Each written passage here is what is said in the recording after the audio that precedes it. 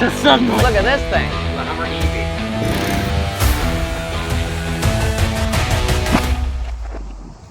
Redneck Physics.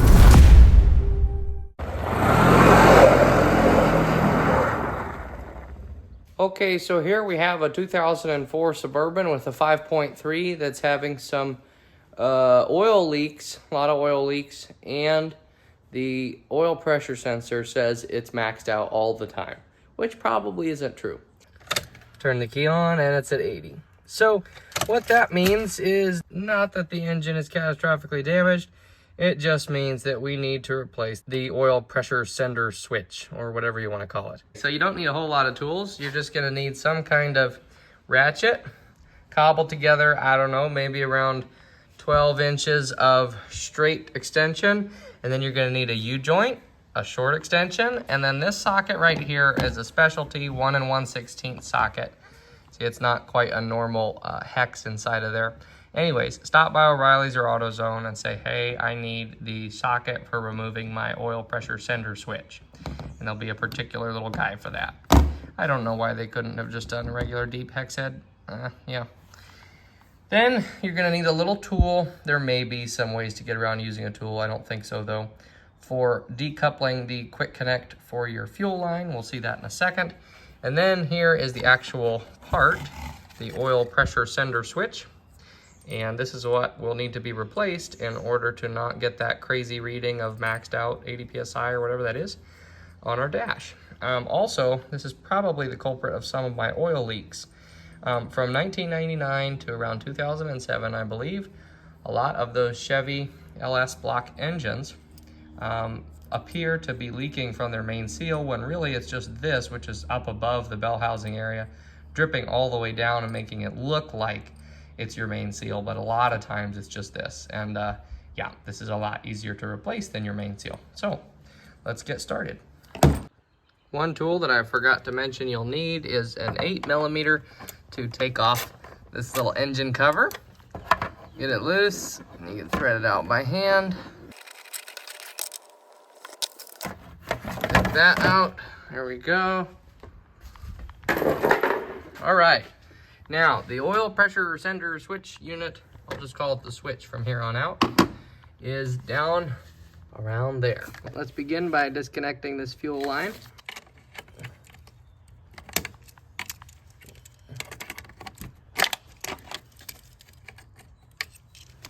Let that clip off. So once you found the best size option for your fuel line with your tool, you're gonna put it around the pipe, these flanges. So you can see there's some little barbs inside there. You can see one right there.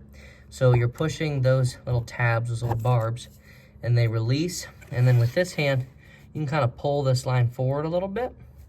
And so that and you pushing will allow those barbs to release the disconnect right there. So I'm gonna pull forward with this hand towards the front of the vehicle, towards the camera that is, and then push right there. And then, there we go.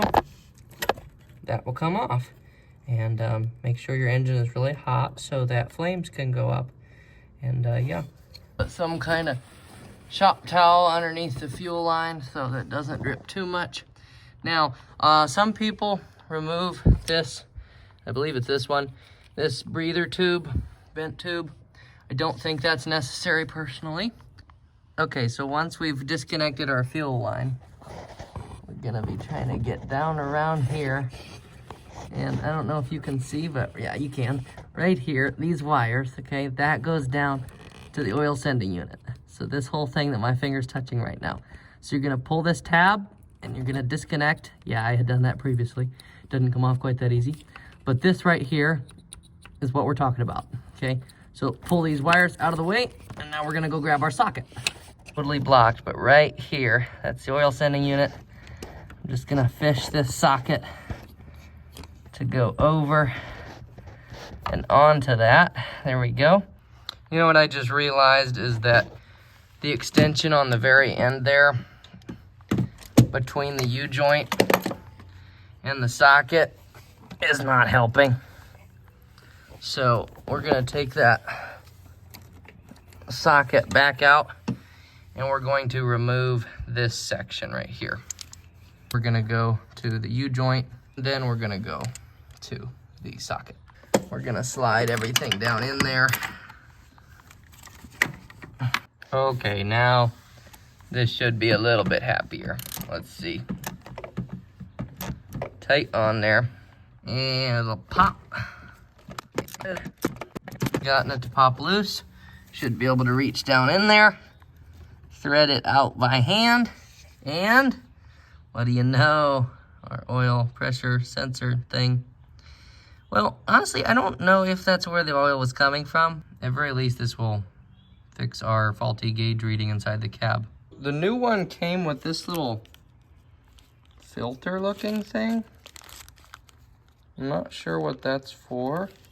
Maybe it's for the fuel line or something? I don't know, that wouldn't make any sense. Anyways, I don't see where to put that, so nothing came out like that. So I think I'm just going to put the new one of these in there. Here we go in with the new one. I'm gonna try to get it back there without getting too much dirt on it. On our way in, that's always kind of something I never liked, is it's hard not to get dirt on stuff. That nice new clean part as you're putting it in.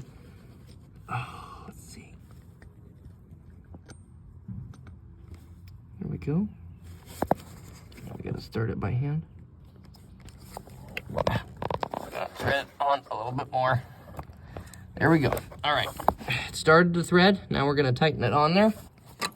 Okay, very nice. We just drop that on there. Okay, actually, to be totally honest, what I found was that it tightens the best if you shorten this. So just take off some of the extensions. I still have the U-joint down at the very bottom.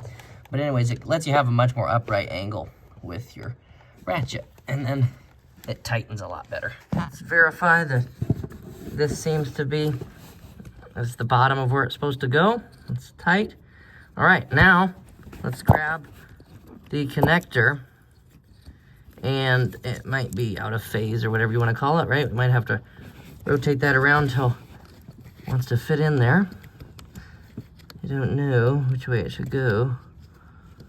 I'm just gonna rotate till it feels happy and then push. Oh, nice, perfect. That little click means happiness. All right, wow. So that is replaced. And now let's just slide our little fuel line back on so you can see the barbs inside of there. That's what grabs around this flange here. And that's what you depress when you use that little tool. Okay, slide this on. Perfect. Hear that beautiful little click? What a nice little piece of engineering. And I almost forgot to put this back on. I think it went like, nope, that did not go like that.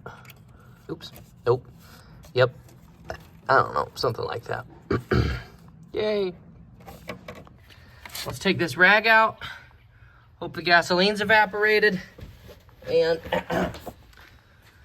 my guess is it would be good to turn the key on for just a minute to let the fuel pump do its thing before I try to force it to crank. Okay, so I got back in here. Let's turn the key on. And yay, it didn't jump up to 80 PSI. Okay, hopefully the fuel lines have had time to do their thing. Let's turn the ignition on. Wow, that fuel primed through there pretty quick. Or however that works, I don't know. Okay, well, that number seems more reasonable than the full maxed out 80 that it was giving me before. So I'm gonna call that a job well done. And really, truly, just make sure you do that yourself. There's no special tools, no crazy special tools. No reason why you should pay an auto mechanic to do that. Some people try to convince you have to take off way more stuff. Why? Use your silly hands.